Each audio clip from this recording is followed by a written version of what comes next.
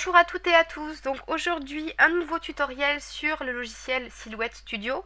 J'ai vu que le dernier tuto que j'avais fait sur ce logiciel avait bien plu, donc je me suis dit qu'il était peut-être temps que j'étoffe cette rubrique de mon blog puisqu'il y a une rubrique dédiée à la silhouette. Donc je vais vous proposer aujourd'hui un tutoriel pour vous montrer comment réaliser une vectorisation automatique de motifs. Je m'explique. Vous savez toutes et tous que le plus simple, c'est ce que je vous recommande d'ailleurs au départ, c'est d'utiliser les formes que vous trouvez dans la bibliothèque en ligne. Donc qui sont des formes payantes à l'exception d'une par semaine qui est gratuite. Là vous voyez, Free Shape of the Week, il faut penser à y revenir, c'est tous les mardis. Vous avez une nouvelle forme, vous voyez cette semaine c'était ce joli petit arbre avec des cœurs. Donc pour débuter, c'est très bien de commencer d'abord vos découpes avec des motifs de la boutique en ligne. En tout cas, c'est ce que moi je vous conseille. Mais par la suite, c'est sûr que vous pouvez avoir envie de découper des motifs qui ne sont pas tout simplement dans la boutique ou que vous possédez chez vous, dans des ouvrages ou des choses comme ça. Donc, vous pouvez avoir envie de les découper. Donc, comment faire? D'abord, le principe, donc, c'est de les vectoriser. Alors, vectoriser, c'est-à-dire, ça va consister en fait à transformer en ligne de découpe un motif plein, un dessin.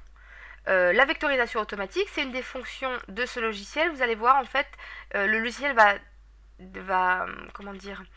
va trouver tout seul les extrémités d'un dessin pour venir lui-même réaliser les lignes de découpe sans que vous ayez besoin de les dessiner vous-même. Donc, trêve de blabla, je vais vous montrer, ça va être plus simple. Donc, moi, j'ai été sur un site internet qui proposait ce qu'on appelle des images libres de droit, c'est-à-dire qui ne sont pas soumises à des droits d'auteur.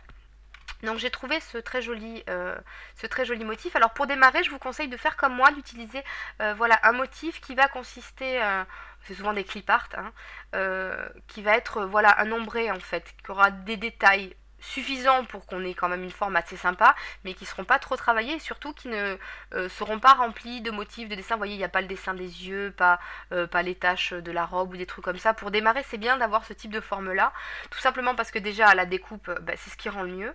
Et puis pour vectoriser, vous allez voir, c'est encore plus simple. Donc vous pouvez prendre des images, là c'est une image au format PNG, mais vous pouvez, ça marche avec les JPEG, ça marche avec tout un tas de formats de fichiers images. Donc là j'ai mon logiciel Silhouette donc qui était ouvert en bas dans ma barre de tâches.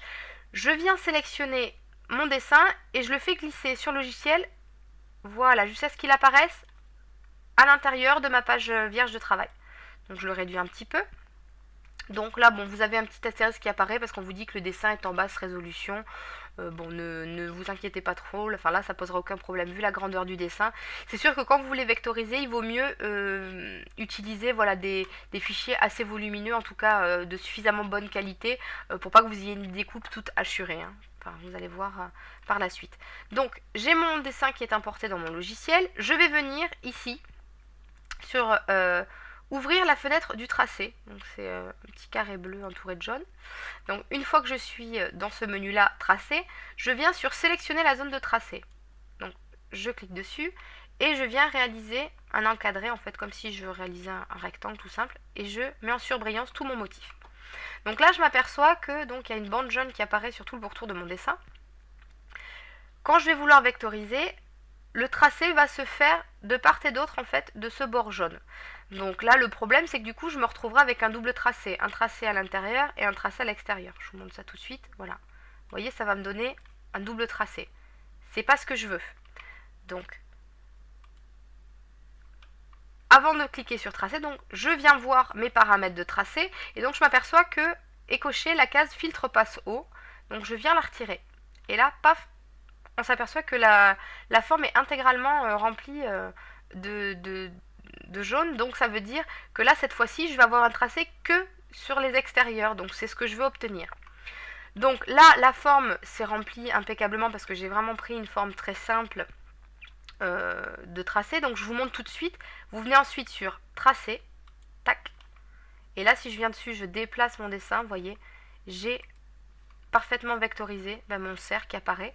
Donc je vérifie bien qu'au niveau de la ligne de découpe, je suis bien en style de découpe en coupe traditionnelle. Voilà.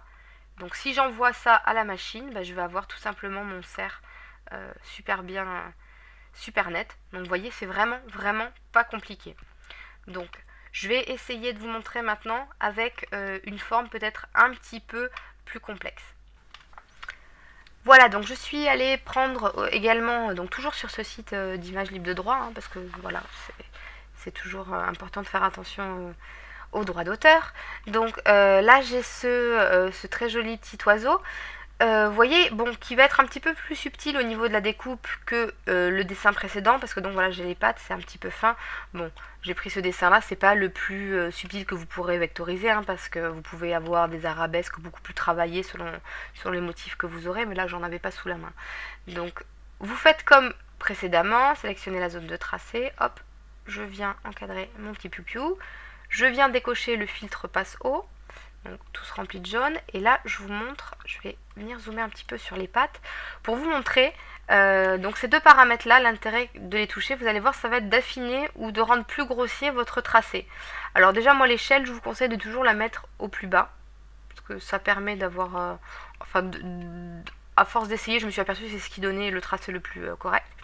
Et donc en fait si vous jouez là sur le seuil ici, vous allez avoir une découpe plus ou moins fine ou plus ou moins grossière. Vous voyez là, quand j'augmente au fur et à mesure, vous voyez le tracé jaune grossit et déborde de plus en plus du dessin original. Voyez. Et puis si je vais dans l'autre sens, bah, c'est l'inverse. Si je descends, on va avoir un tracé qui va être au plus en plus près du dessin de base, quitte à être un peu en dessous. Vous voyez. Donc hop. Donc moi, bon là c'est pas nécessaire hein, vu la forme, mais je vous montre ça parce que si d'aventure vous faites laisser chez vous avec des formes beaucoup plus travaillées, beaucoup plus complexes, ça peut valoir le coup de venir jouer là sur ce seuil ici pour remplir au mieux la zone jaune en fait pour avoir un tracé vraiment net. Parce que là vous voyez si je trace, c'est super net, c'est super droit. Bon, il y a aussi que j'ai choisi une forme là qui est quand même super simple et qui, comme elle est toute noire, voilà, le fait que ce soit un fond noir comme ça, uni, ça permet au logiciel de le détecter d'autant mieux les contours. Forcément, si vous avez un motif avec des dessins ou avec un petit peu plus compliqué et puis des dégradés de couleurs ou quoi, ça va peut-être être un petit peu plus compliqué. Mais bon, dans tous les cas, pas de panique. Donc vous venez jouer un petit peu là sur le seuil et vous regardez votre découpe finale et vous voyez ou pas s'il y a des choses à rattraper ou pas. Mais là, voilà, c'était pour vous montrer vite fait un petit peu comment fonctionne voilà, la vectorisation automatique, qui est quand même un outil super sympa parce que comme vous le voyez, ça va super vite. Voilà, il suffit de trouver le joli motif, de prendre 5 minutes parce qu'après, une fois qu'il est vectorisé, vous pouvez l'agrandir indéfiniment ou le réduire de façon considérable pour obtenir la taille que vous souhaitez pour vos créations.